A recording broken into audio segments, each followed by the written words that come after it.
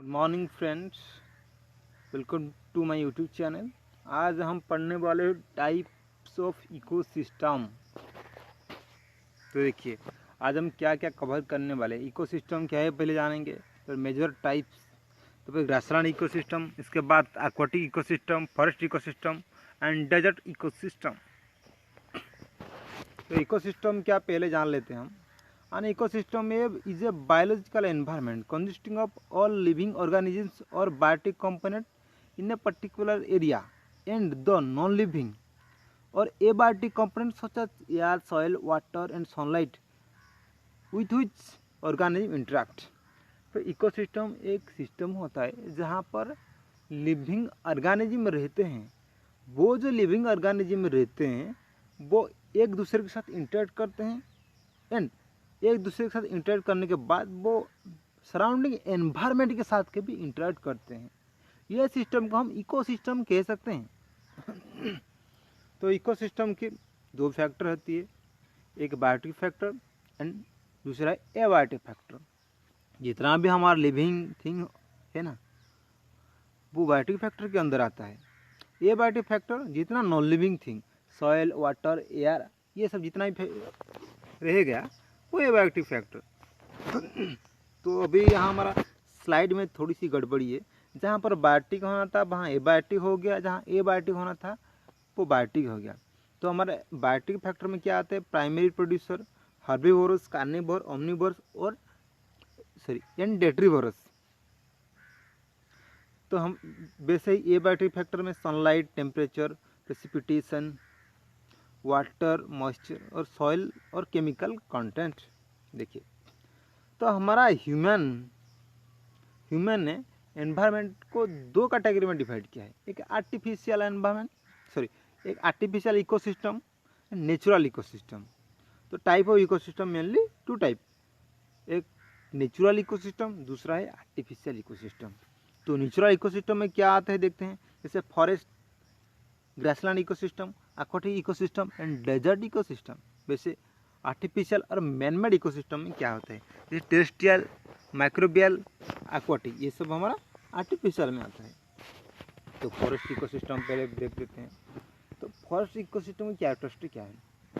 तो high rainfall, जहाँ पर भी रेनफॉल बहुत अच्छा होता है ना, ज़्यादा रेनफॉल होता है, वहाँ पर अच्छे फॉरेस्ट पाए जाते हैं। तो रेनफॉल के अनुसार हमारा फॉरेस्ट पाया जाता है। वहाँ पर ज़्यादा रेनफॉल होता है, वहाँ पर एवरग्रीन, वहाँ से थोड़ा सा कम रेनफॉल होता है।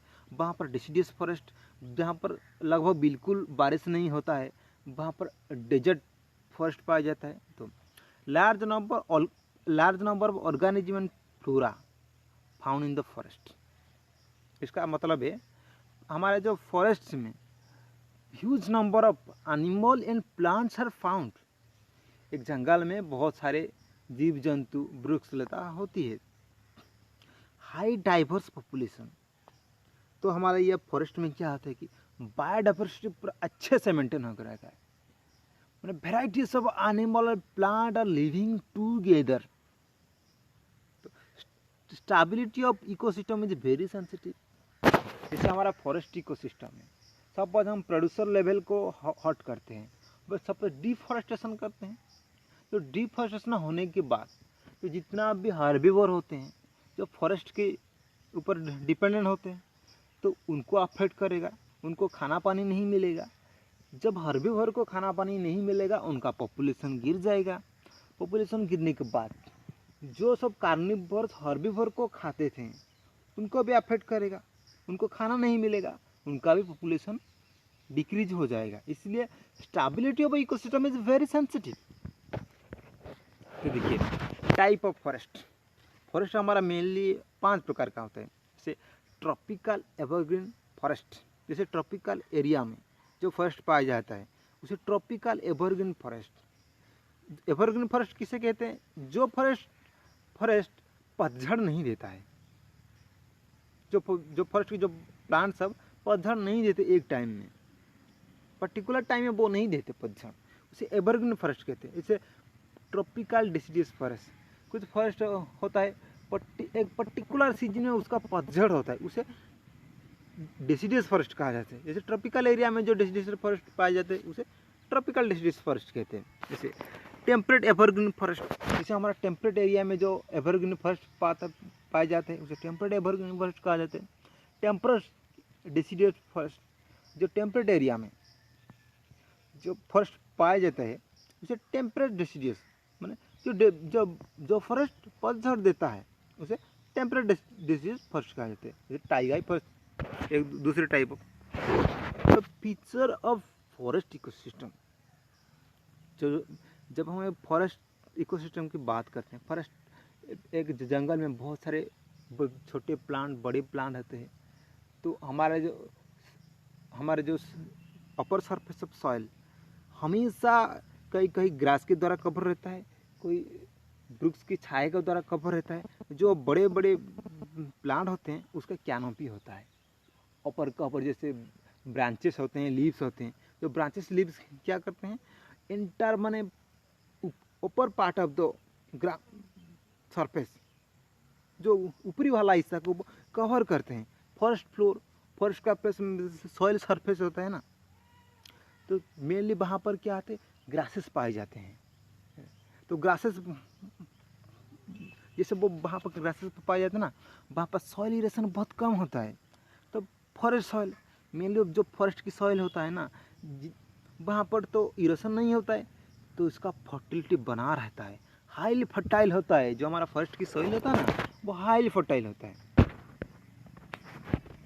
Function of the forest ecosystem, जो फॉरेस्ट इकोसिस्टम का काम क्या है, उसे हम क्या लाभ मिलता है। Water shade protection, water shade protection तो क्या होता है, हमारा फॉरेस्ट के लिए बारिश होता है। जो फॉरेस्ट के लिए हमारा जो ग्राउंड वाटर टेबल है ना, वो कंजर्व होकर रहता है।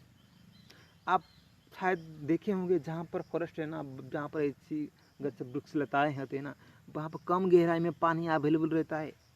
जो प्रेसिपिटेशन का साइकिल है ना, वहाँ पर फॉरेस्ट का मेजर रोल रहता है। तो एटमॉस्फेरिक रेगुलेशन, तो वायुमंडल में ऑक्सीजन के मात्रा हमारा फॉरेस्ट के ऊपर, प्लांट के ऊपर डिपेंड कर रहता है। वायुमंडल का तापमात्रा प्लांट के ऊपर डिपेंड रहता है। हमारा जो बारिश होता है, प्रेसिपिटेशन साइकिल, तो हाइड्रोलॉजिकल साइकिल, मेनली इसमें प्लांट के बहुत बड़ा योगदान होता है। सॉइल इरोशन, जैसे हमारा जहाँ पर ग्रासलैंड है, जहाँ पर घंस जंगल है, डेंस फॉरेस्ट है ना, उसका जो सॉइल सरफेस है ना, प्लांट रूट के द्वारा कवर रहता है, प्लांट कैनोपी के द्वारा कवर रहता है, ग्रासेस के द्वारा कवर रहता है। तो वहाँ पे इजीली सॉइल इरोशन नहीं हो सकता है। Erosion by wind erosion control, जहाँ पर डेंस फॉरेस्ट होता है वहाँ से विंड, बहुत तेज़ वाला विंड है ना, हमारा जो सॉइल को उड़ा के नहीं ले जा सकता है, वो इजीली इरोट नहीं कर पाता है हमारे सॉइल। तो इसीलिए जो फॉरेस्ट एरिया में सॉइल इरोशन बाय विंड बहुत कम, ना के बराबर। तो आइए देखते हैं डेजर्ट इकोसिस्टम। तो कुछ फीचर एंड कैरेक्टरिस्टिक देख लेते हैं हमारे डेजर्ट इकोसिस्टम का। तो यहाँ पर क्या होता है कि दोस्तों, हाई टेम्परेचर, जैसे हम देखते हैं राजस्थान वाला हमारा जो एरिया है, तो पूरा रेगिस्तान एरिया है। तो वहाँ पे क्या रहते हैं, वो टेम्परेचर हमारा जो समर सीजन में 50 डिग्री के पार चला जाते हैं।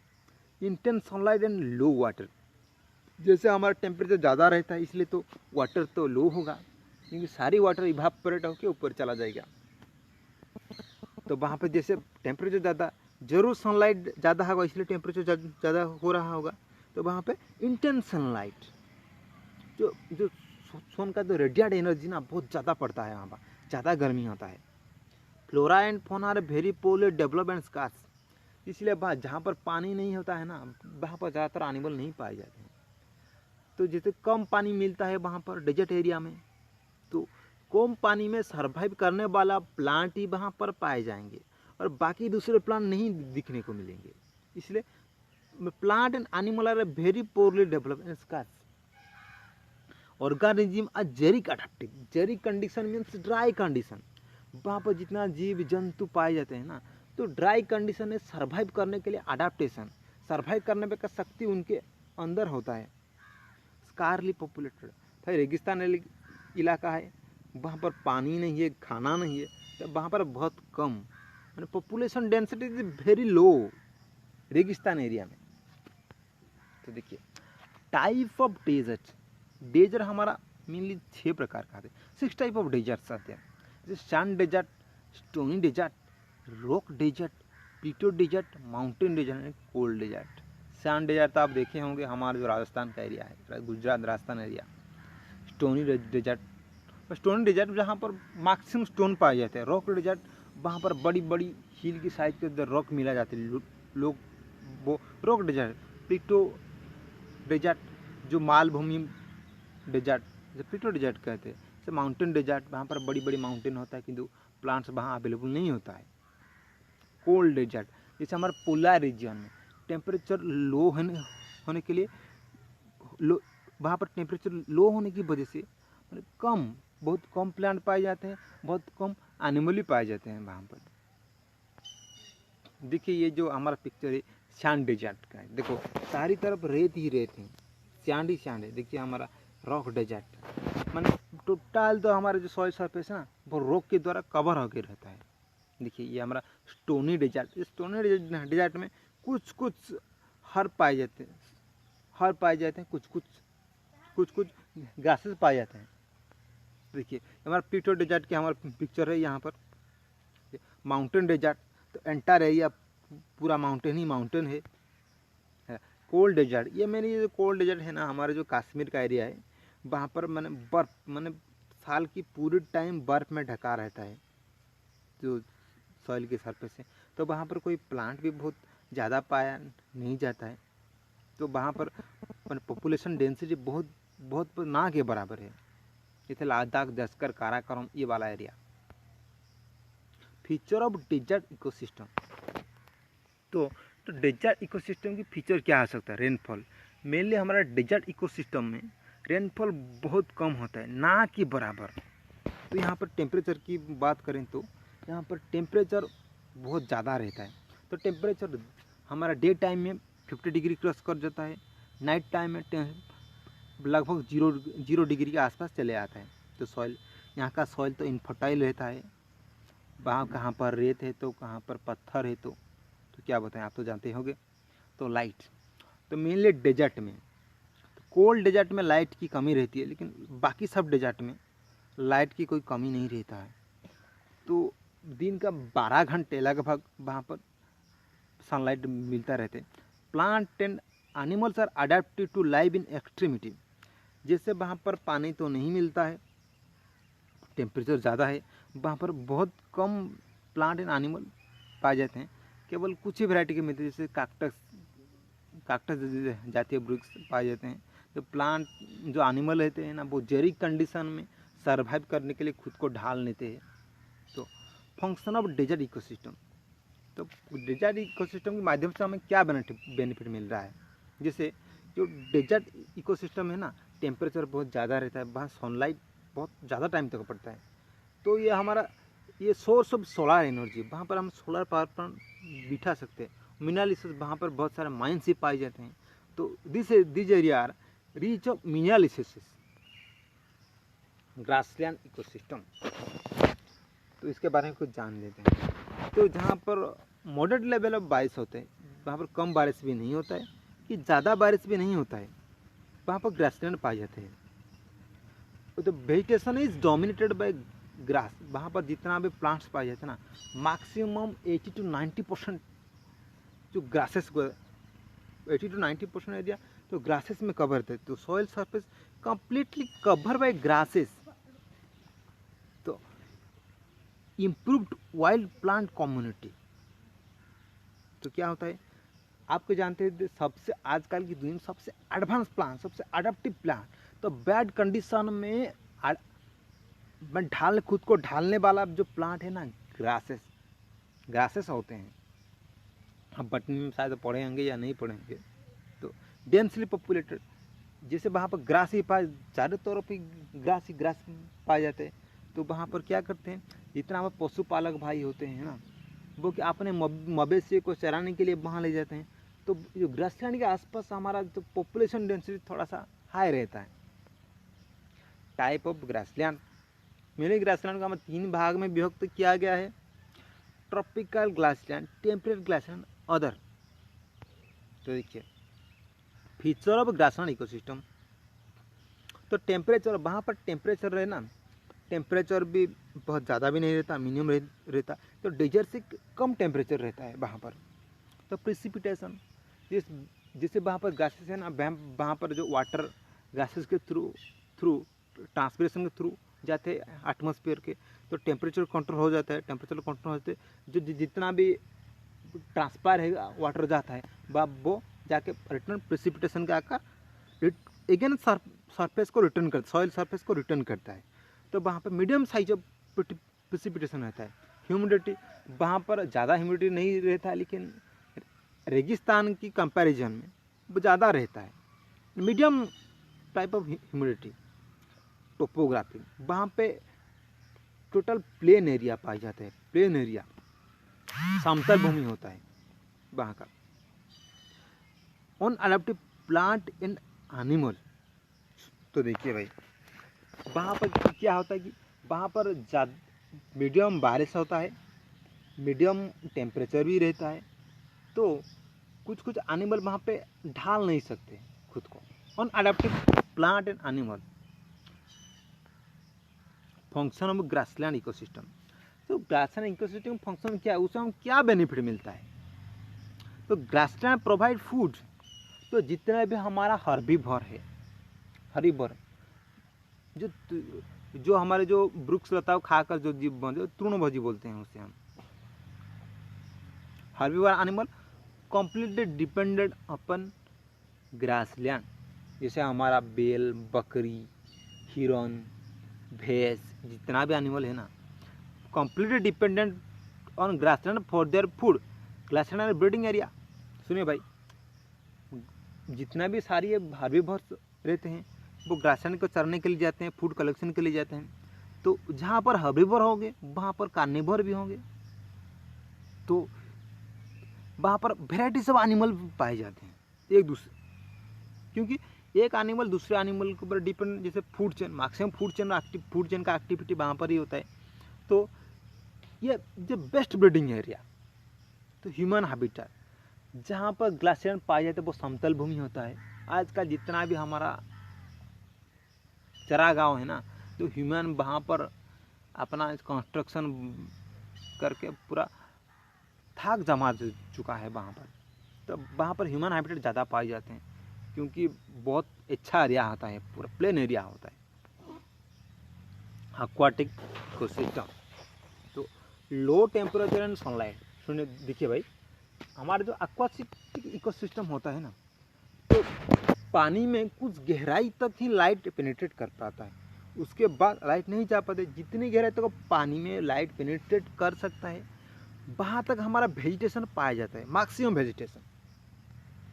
क्योंकि पानी यहाँ जो होता है ना, वो बहुत जल्द गर्मी भी नहीं होता है, बहुत ठंडा भी नहीं होता है। तो वहाँ पर low temperature and sunlight, soil and vegetation is solve. Obviously बात है, जो वहाँ का सॉइल है ना, जो पानी के द्वारा कवर होगा, सॉइल में जितने भी प्लांट उगे होंगे वो पानी में सबमर्ज होंगे। फ्लोरा एंड फौना अब अडेप्टेड, तो क्योंकि पानी में रहना है जैसे भी, तो उसको उन लोगों को रहना है, तो वो इस जो एक्वाटिक एनवायरनमेंट के अनुसार खुद को अडेप्ट कर लेते हैं। डेंसली पॉपुलेटेड, जहाँ पर पानी पाए जाते हैं ना, वहाँ पर बड़ी बड़ी सिविलाइजेशन पाया जाता है।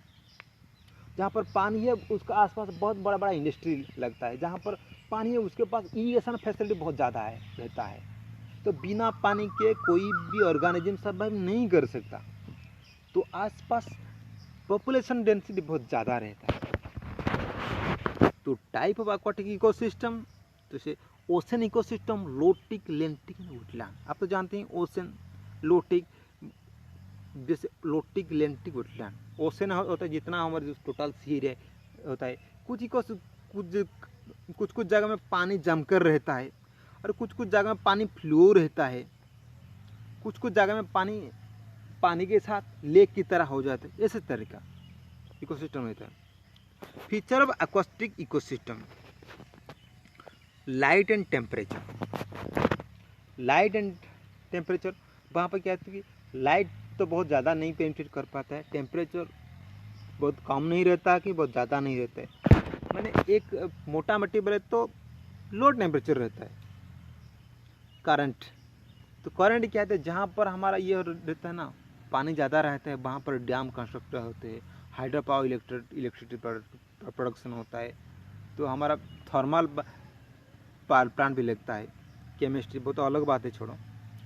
कॉम्पिटिटिव ऑर्गेनिज्म, क्योंकि जहाँ पर मेनली हमारे जो एक्वाटिक इकोसिस्टम में वैराइटीज ऑफ ऑर्गेनिज्म पाए जाते हैं, marine animal, aquatic animal, fresh water animal, वहाँ पर प्लांट रहता है। तो फूड चेन, फूड आप जानते हैं ना, एक एनिमल दूसरे एनिमल के ऊपर डिपेंडेंट रहता है, तो वहाँ पे लाइफ एक रेस की तरह होता है, तो कंपटीशन बहुत ज़्यादा लगा रहता है। Function of aquatic ecosystem, recycled nutrient क्या होता है, जैसे हमारा पानी में फूड चेन, जैसे फूड चेन भी रहता है ना, पूरा इकोसिस्टम है ना, वो वहाँ पर प्रोड्यूसर, कंज्यूमर, डिकम्पोजर रहता है, तो energy producer to consumer flow होता है, तो न्यूट्रिएंट भी वैसे भी रिसाइकिल होता है। प्यूरिफाई वाटर, ये तो आप ऑब्वियसली जानते हैं कि एक्वाटिक इकोसिस्टम का एक बहुत अच्छा काम है कि वो वाटर को प्यूरिफाई करता है, ये main function. Responsible for proper rainfall, क्योंकि जो हाइड्रोलॉजिकल साइकिल होता है, जो वाटर इवापोरेट होता है, ऊपर जाता है, वहाँ पर कंडेंस होता है, अगेन प्रेसिपिटेशन के थ्रू नीचे आता है। जो हाइड्रोलॉजिकल साइकिल मैंने इन हाइड्रोलॉजिकल साइकिल एक्वाटिक इकोसिस्टम वहाँ से मेजर रोल। अटेन्यूएट फ्लड, देखो एक्वाटिक इकोसिस्टम जब हब्बी बारिश होता है ना, जो फ्लड वाटर को आपके अंदर समा लेता है। रिचार्ज ग्राउंड वाटर, जब ग्राउंड वाटर की वाटर टेबल नीचे गिरता है तो क्या आता है, ये जो हमारे एक्वाटिक वाटर बॉडी में जो वाटर रहता है वो दोबारा ग्राउंड वाटर का टेबल को मेंटेन करता है। थैंक यू भाई, आज का हमारा क्लास इतना तक ही था।